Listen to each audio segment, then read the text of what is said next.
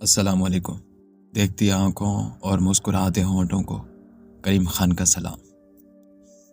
Dear friends, اگر آپ کو ہماری ہارر سٹوری سن کر ڈر کا احساس ہوتا ہے تو بالکل مت ڈرنا، کیونکہ یہاں ڈرنا منع ہے۔ آصف زدہ مکان، اس کا آخری اور لاسٹ ایپیسوڈ آپ کی خدمت میں ہم پیش کرنے والے ہیں۔ کتا بے چین ہو کر میرے قدموں میں لوٹنے لگا، گویا مجھے دروازہ کھولنے سے روک رہا ہو۔ ماسٹر یہاں سے چلیے، صبح آ کر دیکھیے گا، سدھیر نے بھرائی ہوئی آواز میں کہا۔ کیا ڈر گئے؟ میں نے پوچھا۔ جناب کچھ سمجھ میں نہیں آتا، اس نے رک کر کہا۔ ذرا دیکھیے تو یہ کیا چیز ہے؟ اس نے انگلی سے ایک طرف اشارہ کیا اور جو ہی میں نے لالٹین کا رخ اس طرف کیا، دہشت سے میرے بدن میں تھر تھری چھوٹ گئی۔ نظروں کے عین سامنے فرش پر چھوٹے چھوٹے انسانی قدموں کے ایسے نشان بنتے جا رہے تھے جیسے کوئی 8-9 سال کا بچہ ادھر سے ادھر دوڑ رہا ہو۔ چند لمحوں میں یہ نشان سامنے والی دیوار کے قریب پہنچ گئے اور اب میں نے دیکھا کہ کتا ہمارے آگے آگے ہے۔ غالباً وہ سب سے پہلے نکل جانا چاہتا تھا۔ میں نے دیکھا کہ لمحہ بہ لمحہ سدھیر کی حالت گیر ہوتی جا رہی ہے۔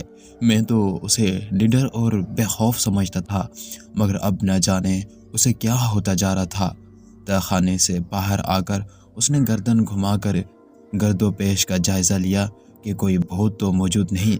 میں نے اس کی توجہ ہٹانے کے لیے کہا، تم نے تہ خانے میں پڑی ہوئی پیپسی کی وہ خالی بوتلیں دیکھی؟ کیا خیال ہے، بدروحیں بھی پیپسی پینے سے دلچسپی رکھتی ہیں؟ جہنم میں جائیں بدروحیں، وہ بڑبڑایا۔ ماسٹر میری رائے تو یہ ہے کہ یہاں سے نکل چلیں، معاملہ کچھ گڑبڑ ہے۔ آپ نے کتے کی حالت نہیں دیکھی؟ ڈر کے مارے بیچارے کا دم نکلا جا رہا تھا۔ اب آئے ہیں تو کچھ دیکھ بھال کر ہی جائیں گے، میں نے پرعزم لہجے میں کہا۔ تمہیں ڈر لگتا ہے تو تم شوق سے چلے جاؤ، میں تو آج رات یہیں رہوں گا۔ مکان پر ہیبت ناک سکون طاری تھا اور یوں محسوس ہوتا تھا جسے یہ سناٹا ہمیں نگل لے گا۔ میں سدھیر کے دل سے ڈر نکالنا چاہتا تھا، اس لیے پہلے منزل کی طرح مختلف کمروں کو دیکھنے بھالنے کے ارادے سے محسن کی طرف چلا آیا۔ ڈائننگ روم اور اس سے ملے ہوئے 2 کمرے دیکھے، ان میں بھی بیش قیمت اور نہایت عمدہ فرنیچر سجا ہوا تھا۔ ہر چیز صاف ستھری اور گرد و غبار سے پاک تھی۔ تم نے صفائی تو بڑی محنت سے کی ہے، میں نے تعریفی نظروں سے سدھیر کی طرف دیکھا۔ اس نے چند لمحے تک کوئی جواب نہ دیا، البتہ پھٹی پھٹی نظروں سے کمرے کے دیواروں، چھتوں، فرش اور فرنیچر کو گھورتا رہا۔ پھر اس کے چہرے پر زلزلے کے آثار نمودار ہوئے، کہنے لگا، ماسٹر قسم لے لیجئے، جو میں اس کمرے میں آیا بھی ہوں اور صفائی میں نے ہرگز نہیں کی، بلکہ جب میں نے مکان میں آ کر یہ کمرے دیکھے تھے تو یہاں گرد و غبار اور گندگی کے سوا کچھ نہ تھا، اور اب یہ جھاڑ، فانوس، یہ فرنیچر، خدا رحم کرے عقل کام نہیں کرتی۔ وہ اور کمرے ہوں گے، تم بھول رہے ہو۔ آؤ اب ڈرائنگ روم میں چلیں۔ یہ کمرہ بھی خاصا فراخ اور خوشنما تھا، قیمتی صوفے اور آرام دہ کرسیاں کرینے سے رکھی تھی۔ سدھیر ہر شے کو گھور گھور کر دیکھتا جا رہا تھا اور منہ ہی منہ میں بڑبڑاتا تھا، شاید میں اندھا ہو گیا ہوں، پہلے بھی اس کمرے میں آیا تھا، اس وقت یہاں کچھ نہ تھا، ایک سوئی تک نہ تھی، کیا میں پاگل ہو گیا ہوں؟ میرے کہنے پر اس نے لالٹین بجھا دی، جیب میں موم بتی نکال کر روشن کی اور میز پر رکھ دی، پھر دروازہ بند کرنے مڑا۔ اس کے مڑتے ہی سامنے دیوار کے ساتھ رکھی ہوئی ایک کرسی حرکت میں آئی اور مجھ سے تقریباً 3 فٹ کے فاصلے پر اس طرح گری جیسے کسی نے زور سے پھینکی ہو۔ کتے کی حلق سے کاؤں کاؤں کے گھٹی گھٹی آواز نکل رہی تھی۔ سدھیر دروازے کے ساتھ پتھر کے بت کی مانند کھڑا یہ تماشا دیکھ رہا تھا۔ کرسی خود بخود سیدھی ہو گئی اور پھر میری آنکھوں کے سامنے انسانی ڈھانچے کی نہایت مدھم اور غیر واضح خطوط ابھرنے لگے، اور دوسرے ہی لمحے یہ ڈھانچہ نظروں سے غائب ہو گیا۔ یہ کرسی اٹھا کر سامنے رکھ دو، میں نے سدھیر کو حکم دیا۔ اس نے فوراً تعمیل کی۔ کرسی اٹھاتے وقت اس کے پشت میری جانب تھی۔ یکا یک وہ درد سے دہرا ہو گیا اور میری طرف نفرت بھری نظروں سے دیکھ کر بولا، ماسٹر یہ آپ نے میری پیٹھ پر گوسا کیوں مارا؟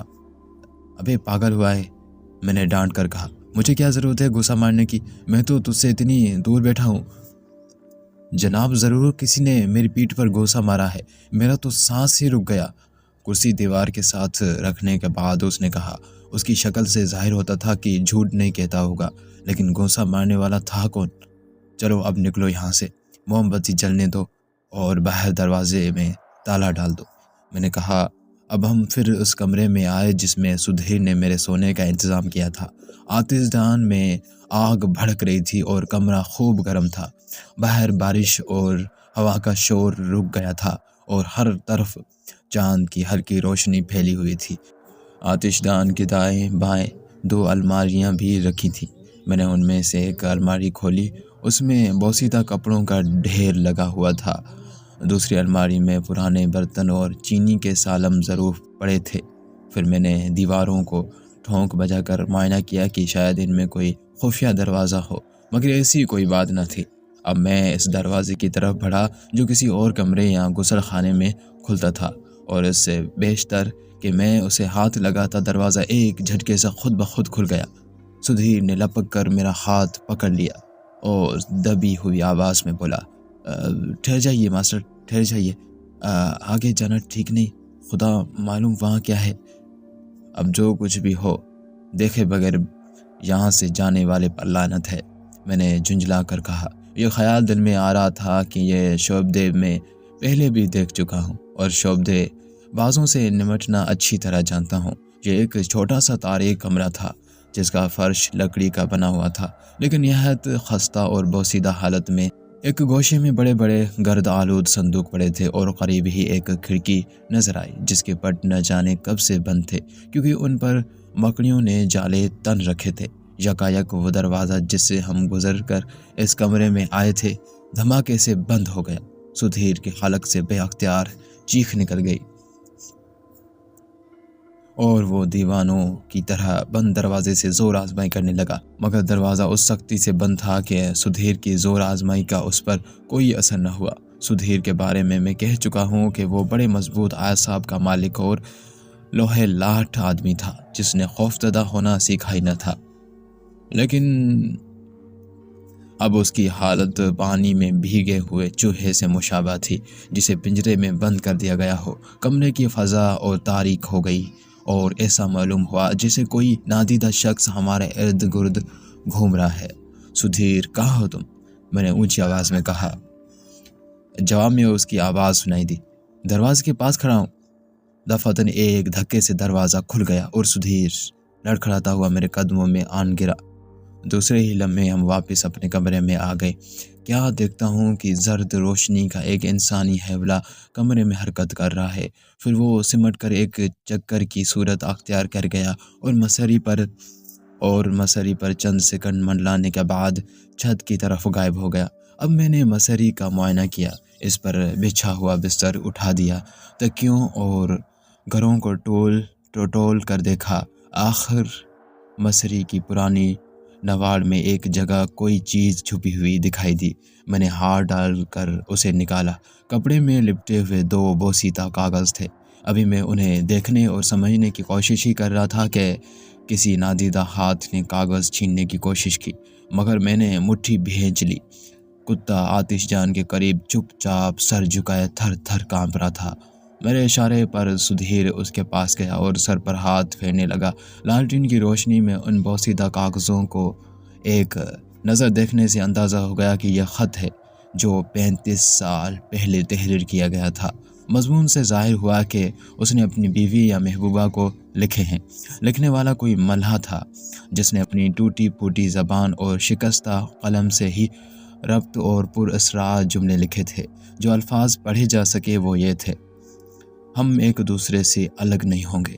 اپنے کمرے میں رات کے وقت کسی کو نہ سونے دینا کیونکہ تم نیند کے عالم میں باتیں کرتی ہو۔ جو کچھ ہوا سو ہوا، اب کیا کیا جا سکتا ہے؟ ہمارے خلاف کوئی جرم ثابت نہیں ہو سکتا، ہاں صرف اس وقت جب مرنے والے اپنی قبروں سے لوٹ آئیں۔ اس جملے کے ساتھ ہی کسی عورت نے اپنے قلم سے لکھا تھا، بے شک مرنے والے زندہ ہو جاتے ہیں جون کو سمندر میں ڈوب گیا اسی دن۔ عجیب معمہ تھا۔ میں دیر تک اسے حل کرنے کی کوشش کرتا رہا مگر ذہن کام نہیں کرتا تھا۔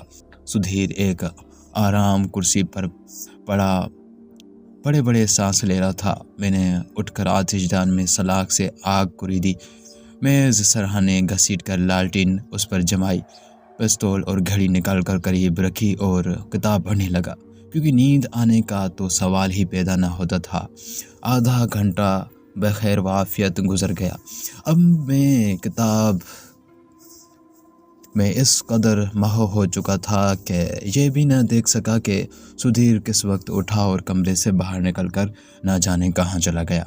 میں سمجھا شاید پانی وانی پینے گیا ہوگا۔ کانوں کو جما دینے والی سرد ہوا کا ایک جھونکا آیا۔ میں نے حیرت سے ادھر ادھر دیکھا۔ دروازہ بند تھا اور روشن دان خاصی بلندی پر تھا۔ ہوا کا جھونکا کدھر سے آیا؟ آتش دان میں آگ کے شعلے کپ کپا رہے تھے اور پھر میری آنکھوں کے پتلیاں جیسے ٹھہر گئیں۔ 1 فٹ کے فاصلے پر اٹھی ہوئی میری گھڑی پہلے تو حرکت میں آئی، پھر آہستہ آہستہ چھت کی طرف مولک ہوتی ہوئی نظروں سے غائب ہو گئی۔ کتے کی طرف نگاہ گئی تو اس کے کان آگے پیچھے ہل رہے تھے، آنکھیں نکلی ہوئی تھی اور زبان باہر تک اتنی لٹک آئی تھی جیسے حلق سے جدا ہو کر فرش پر گر پڑے گی۔ ابھی میں کتے کو دیکھ ہی رہا تھا کہ دھماکے سے دروازہ کھلا اور سدھیر کانپتا ہوا اندر آیا۔ اس کا چہرہ دہشت زدہ تھا۔ وہ آ رہا ہے، اس نے چیخ کر کہا، پھر دھڑام سے فرش پر گرا اور اس کی ہاتھ پیر اکھڑ گئے۔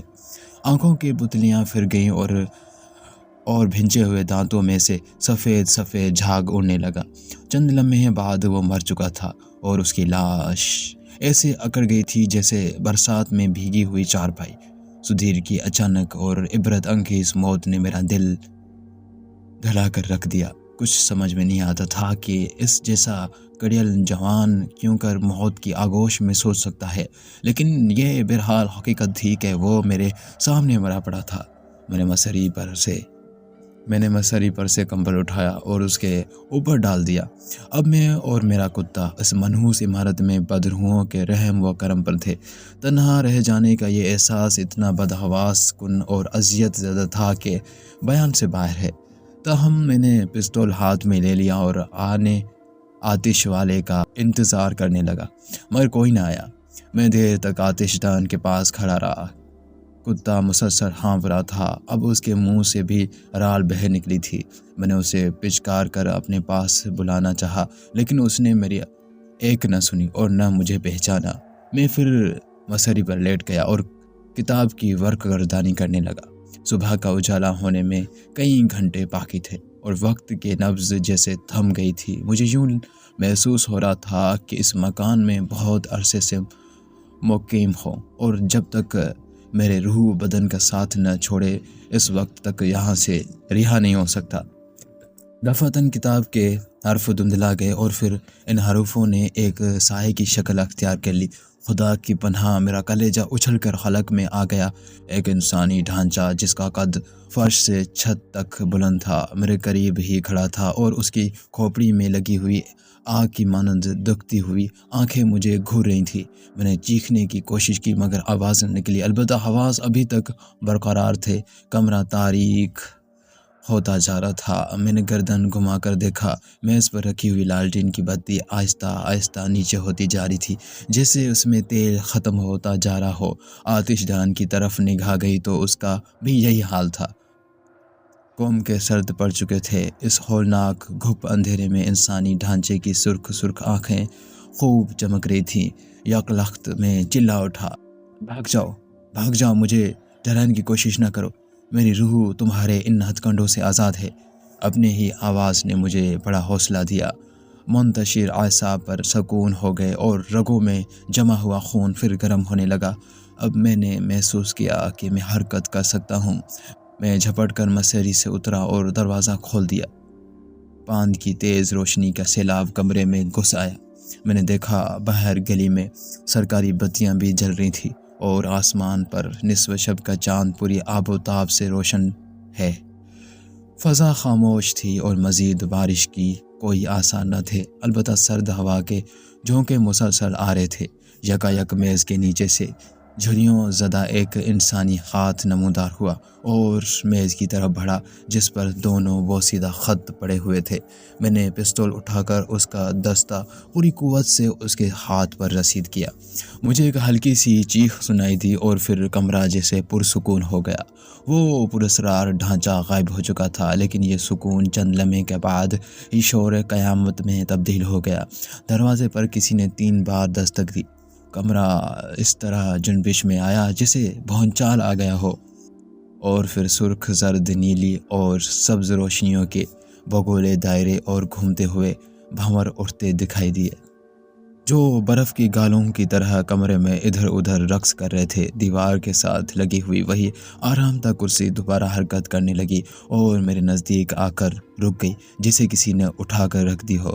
دیکھتے ہی دیکھتے کرسی پر ایک جوان اور خوبصورت عورت کا حیولہ دکھائی دیا۔ اس کا خوبصورت سراہی دار گلا اور نازک شانے عریاں تھے، البتہ بقیہ جسم ایک ڈھیلے ڈھالے مگر بیش قیمت لباس میں چھپا ہوا تھا۔ عورت کا چہرہ حزن و ملال کی تصویر تھا اور مجھ سے بے نیاز کھلے دروازے کی طرف یوں دیکھ رہی تھی جسے کوئی آنے والا ہے۔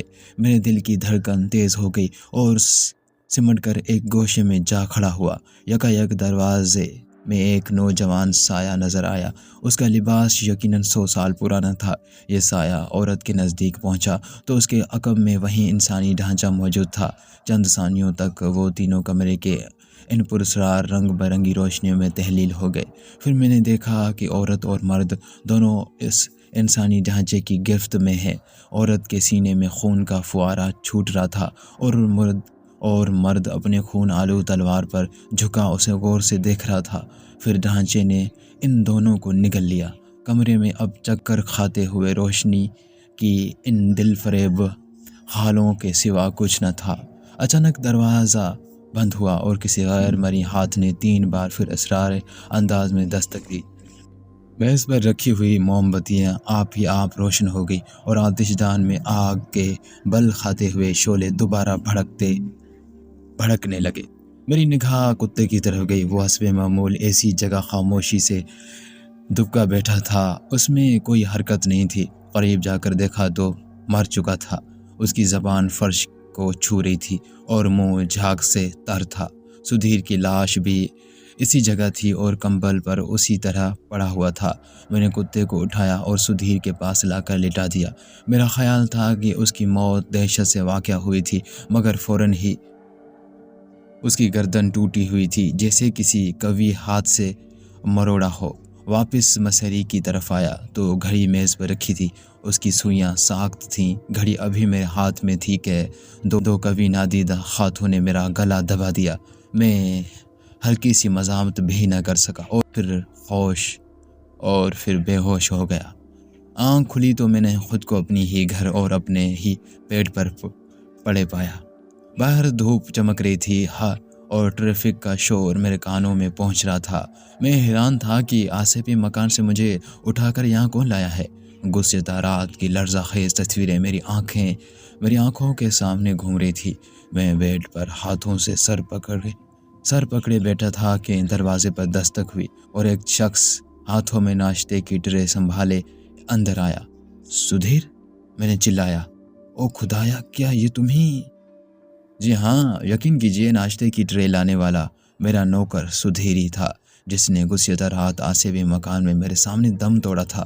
اس کے پیچھے میرا پالتو کتا دم ہلاتا ہوا چلا آ رہا تھا۔ سدھیر نے حیرت بھری نظروں سے میری طرف دیکھا اور بولا، آپ کی طبیعت تو ٹھیک ہے ماسٹر کی؟ ڈاکٹر کو بلاؤں؟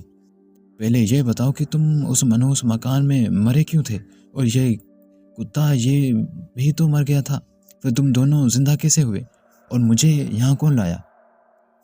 شاید آپ نے رات کو کوئی ڈراؤنا خواب دیکھا ہے، سدھیر نے کہا۔ ڈراؤنا خواب؟ نہیں، وہ خواب ہرگز نہ تھا۔ یہ کیسے ممکن ہے؟ میرا جی چاہتا تھا کہ دیوار سے سر ٹکرا دوں۔ اچھا، تم فوراً جاؤ اور سر احسان کو ان کے گھر سے بلا کر لاؤ۔ سر احسان؟ سدھیر کی حیرت لمحہ بہ لمحہ بڑھتی چلی جا رہی تھی۔